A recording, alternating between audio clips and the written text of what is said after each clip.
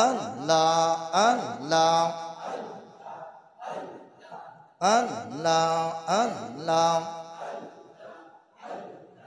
নবী বিনে দরদি কেউ না আইরে মুমিন বাবাই নবী বিনে দরদি কেউ না মারহাবা আল্লাহ আল্লাহ ভাই বন্ধু আত্মীয় স্বজন স্ত্রী আর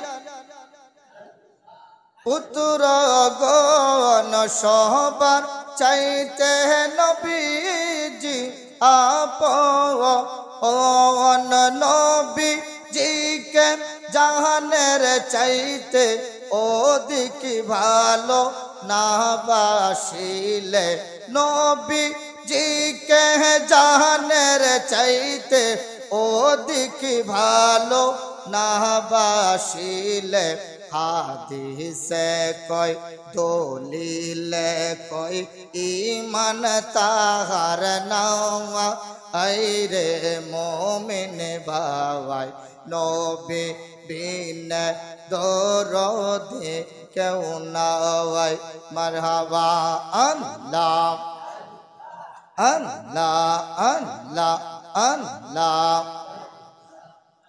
লা ইলাহা ইল্লাল্লাহু মুহাম্মাদুর রাসূলুল্লাহ। সকলে পড়ুন সাল্লাল্লাহু আলাইহি ওয়াসাল্লাম। আমার সম্মানিত ধর্মপ্রাণ নবী প্রেমিক আল্লাহর ওলিগণের প্রেমিক আমার সুন্নি মুসল্লি বাবারা, আপনাদের খেদমতে আমি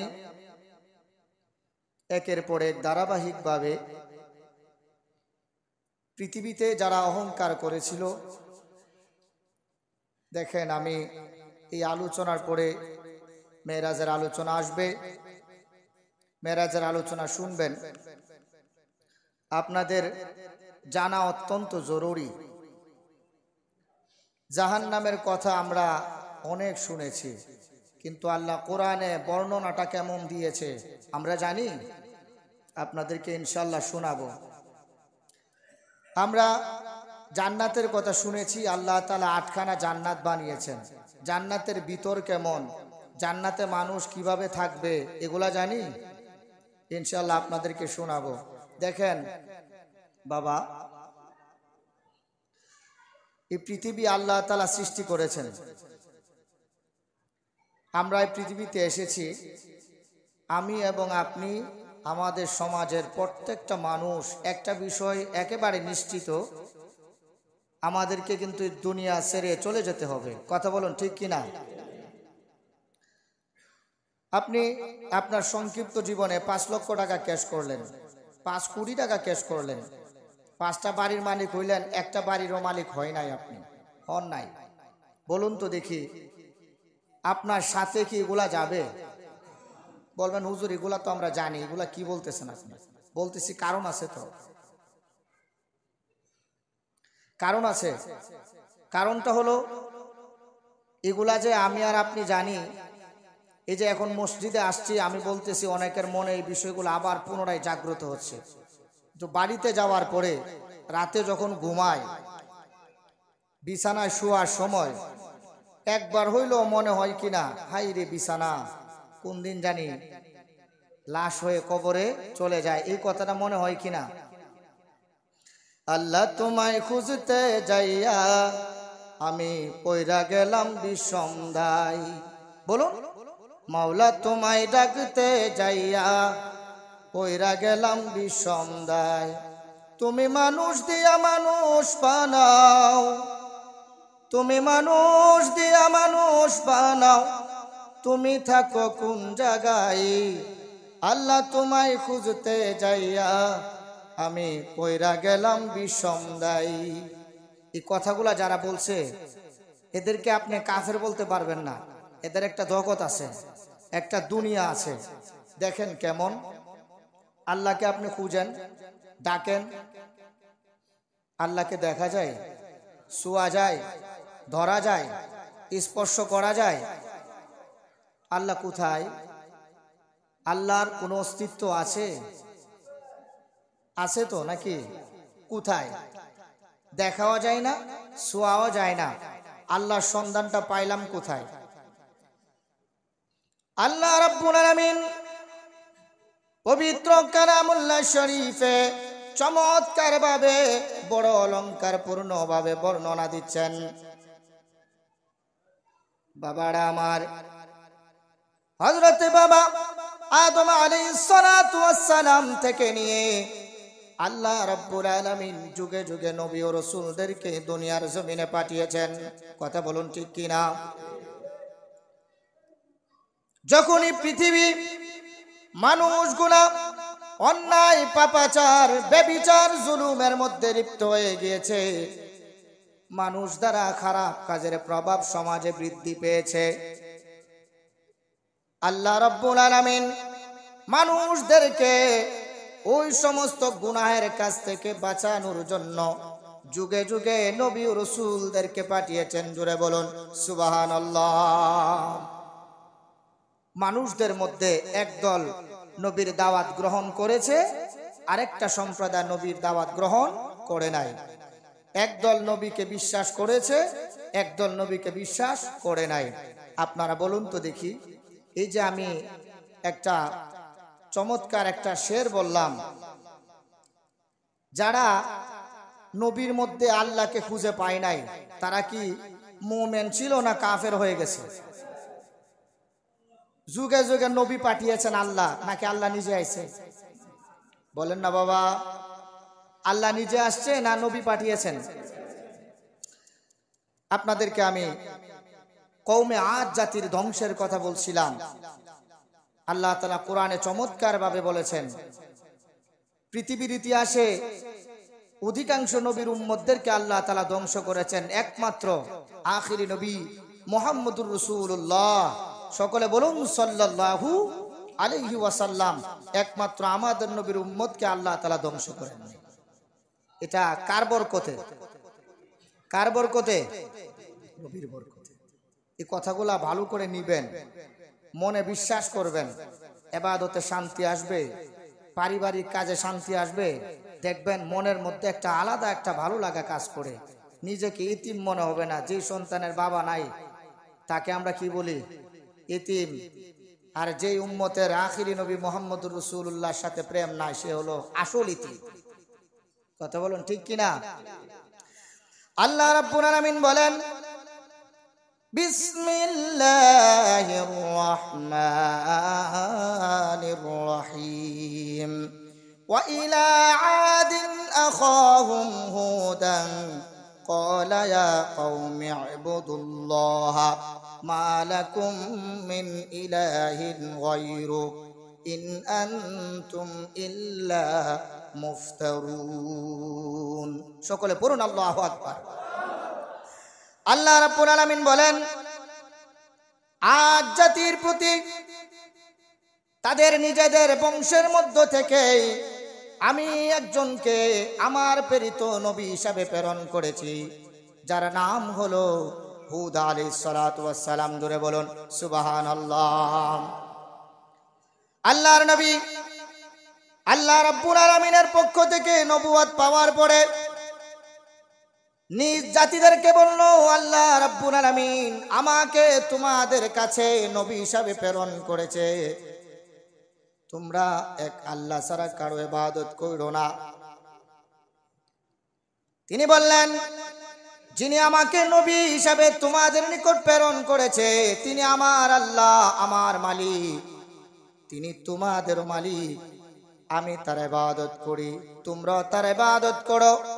তিনি ছাড়া এই সৃষ্টি জগতে আর কোনো মাবুদ নাই। জোরে বলুন সুবহানাল্লাহ। দাওয়াত দিচ্ছেন কে? আল্লাহর নবী। কার কাছে দেয়? নিজ জাতির কাছে। বাবা আমি বলেছিলাম আল্লাহ তো আসে না, আল্লাহর দাওয়াতটা নবী দিয়ে পাঠায়। এবার আপনারা বলুন, নবীকে যারা বিশ্বাস করবে, কাকে বিশ্বাস করা হবে? নবীর দাওয়াত যারা কবুল করবে, কার দাওয়াত কবুল করা হবে? তার মানে বোঝা গেল আল্লাহকে পাইতে গেলে কার সাথে সংযোগ লাগবে? নবীর সাথে। উপায় নাই, সারা জীবন তর্ক করলেন, এবার মৃত্যুর সময় আর তর্ক করেন না, বলেন বিসমিল্লাহি আলা মিল্লাতে রাসূলুল্লাহ, তর্কটা বাদ দিলানি সময় আর কোন লাগে না গিয়া নিজ থেকেই কি করেন, তর্কটা বাদ দিয়ে দেন। বাবারা আমার শুনুন, আল্লাহ রাব্বুল আলামিন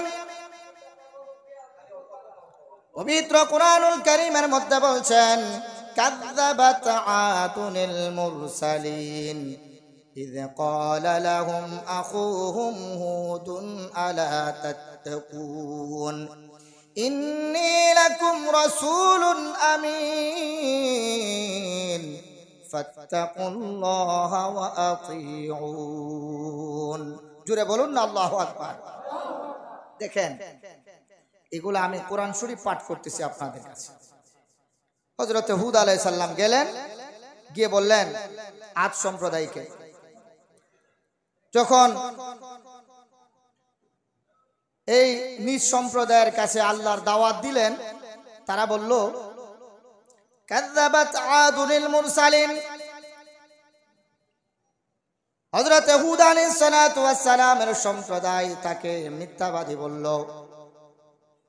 এবং বললেন, ইয ক্বালা লাহুম আখুহুম হুদুন আলা তাত্তাকুন, তিনি বললেন তোমাদের ভাইদের মধ্য থেকে, নিজ জাতির মধ্য থেকে আল্লাহ রাব্বুল আলামিন আমাকে নবী বানিয়েছেন, অতঃপর আলা তাত্তাকুন, তোমরা ওই আল্লাহকে ভয় করো যিনি আমাকে নবী হিসাবে প্রেরণ করেছেন। তারা কি বলেন?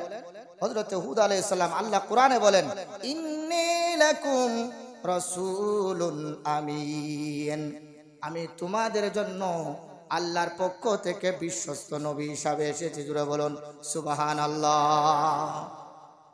কত কিছু বলতেছে, একমাত্র বিশ্বাসটা ভিতরে জন্মানোর জন্য।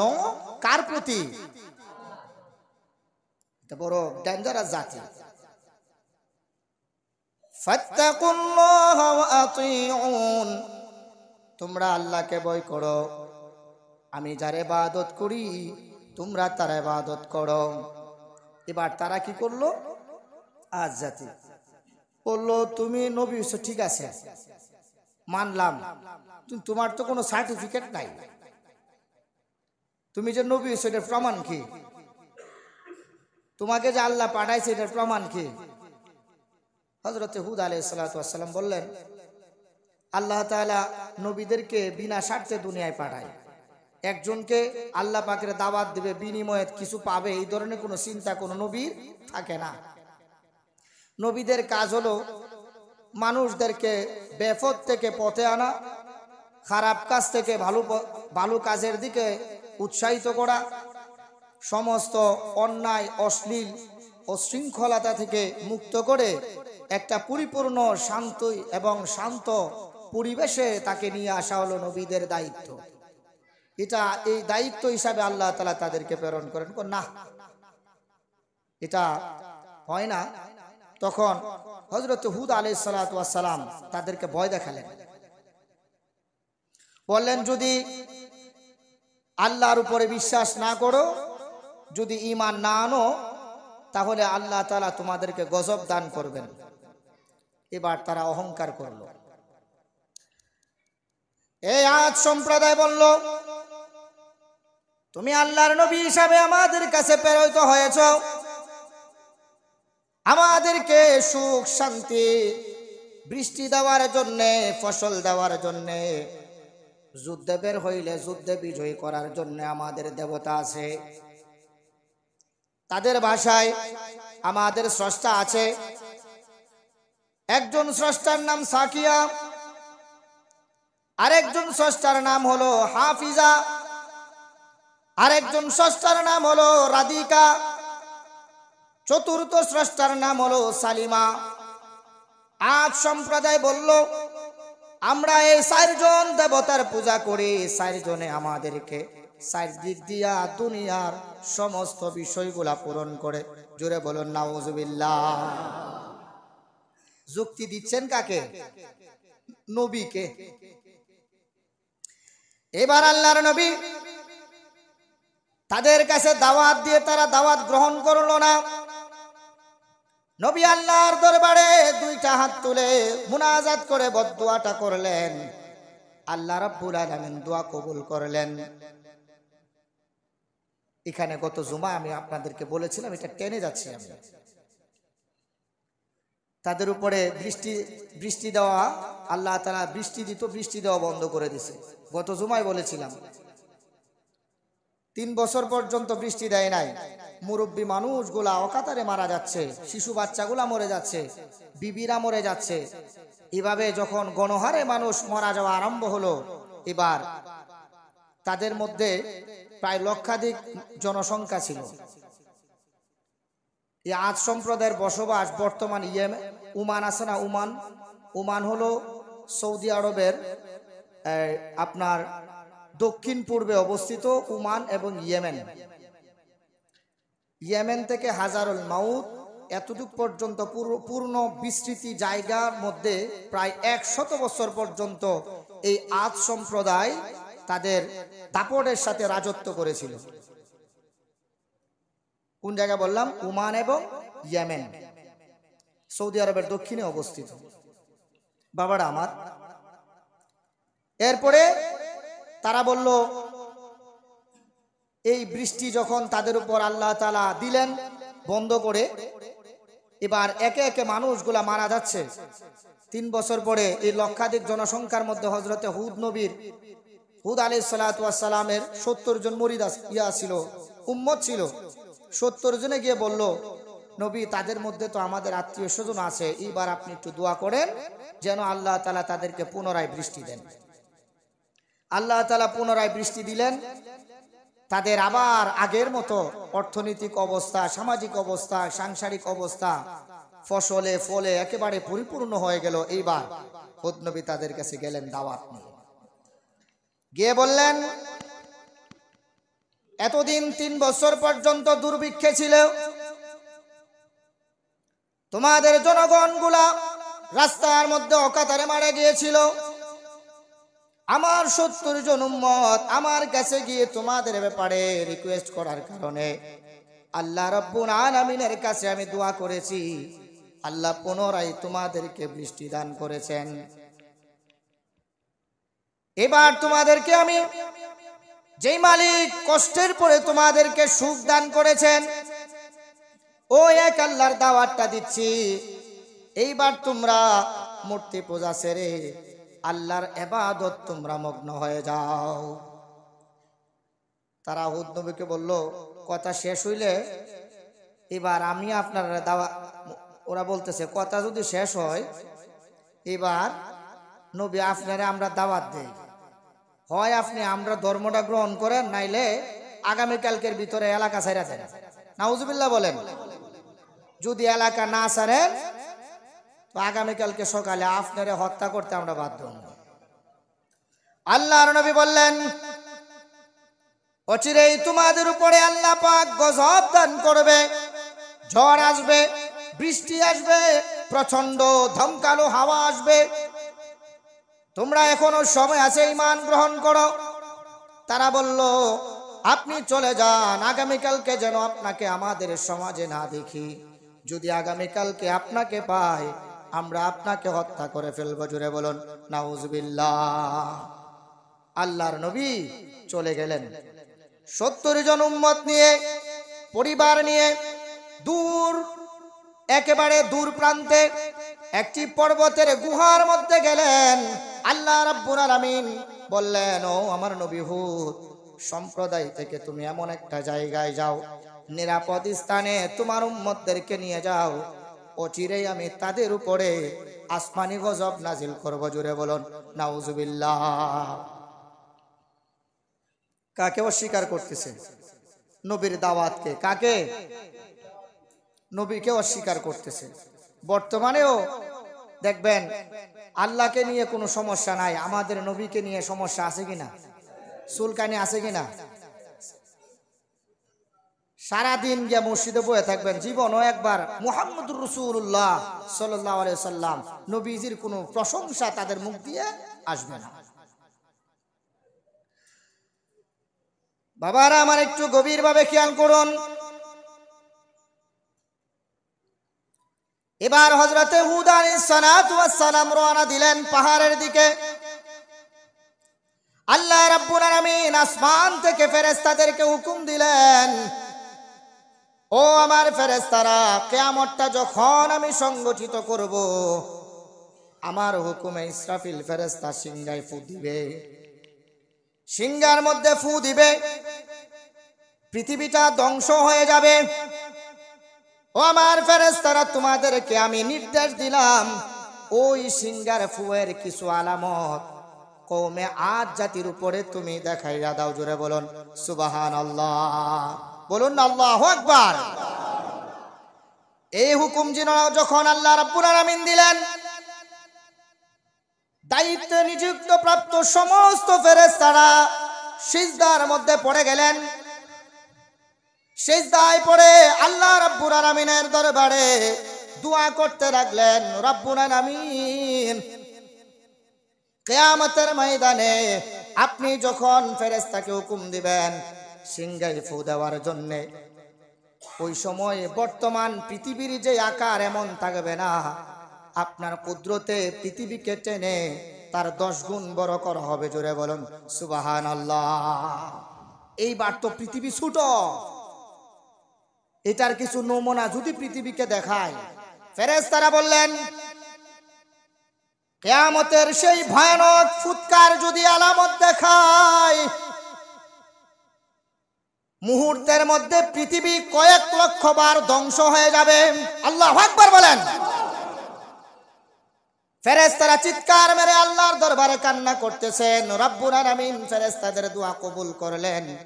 এইবার দ্বিতীয় নির্দেশ দিলেন, বললেন, আমার ফেরেশতারা, এবার একটা গরুর নিঃশ্বাসের সমান, একটা গরু নিঃশ্বাস ভিতরে নেওয়ার পরে নিঃশ্বাসটা বাহির করার যেই বাতাস, এতটুক পরিমাণ বাতাস পৃথিবীতে ছেড়ে দাও। এই হুকুম যখন দিলেন, আল্লাহ রাব্বুল আলামিন যত নবী রাসূল সৃষ্টি করেছেন, সমস্ত নবী ও রাসূলদের রূহ মুবারক গুলো একত্রিত হয়ে আল্লাহর দরবারে সিজদায় পড়ে দোয়া করলেন, রাব্বুল আলামিন, এতটুক পরিমাণ বাতাস যদি কওমে আদ তথা পৃথিবীর মধ্যে ছেড়ে দেওয়া হয়, সেকেন্ডের মধ্যে পৃথিবীটা একটা পাথরের টুকরার মতো হয়ে যাবে। কিয়ামত পর্যন্ত পৃথিবীতে কোনো মানুষ, বৃক্ষলতা, গাছপালা, নদী নালা বলতে কোনো কিছুই আর থাকবে না। জোরে বলুন সুবহানাল্লাহ। আই হায়, কত ভয়ানক! আল্লাহ তুমি মহান, জানি রহিম রহমান নামটি শুনি। বলুন, আল্লাহ তুমি মহান, জানি রহিম রহমান নামটি শুনি। আমরা যাহার উম্মত গো, তোমার প্রিয় হাবিব তিনি রহিম রহমান নামটি শুনি। আল্লাহ তুমি মহান, জানি গফুর গফার নামটি শুনি। আসমান জমিনের মালিক, সব কিছুর প্রভু। কথা বলুন ঠিক কিনা? আসমান জমিনের মালিক, সব কিছুর প্রভু। গুনাহগার বলিয়া মাওলা দেখো না কবু। সহবতে থাকিতে দিও, সহবতে থাকিতে দিও তোমার প্রিয় ওলি যিনি রহিম রহমান নামটি শুনি। আল্লাহ তুমি মহান, জানি রহিম রহমান। দুরুদ সালাম পড়তে হবে আল্লাহরই নির্দেশ, নবীকে কত ভালোবাসো, ভালোবাসার নাই শেষ।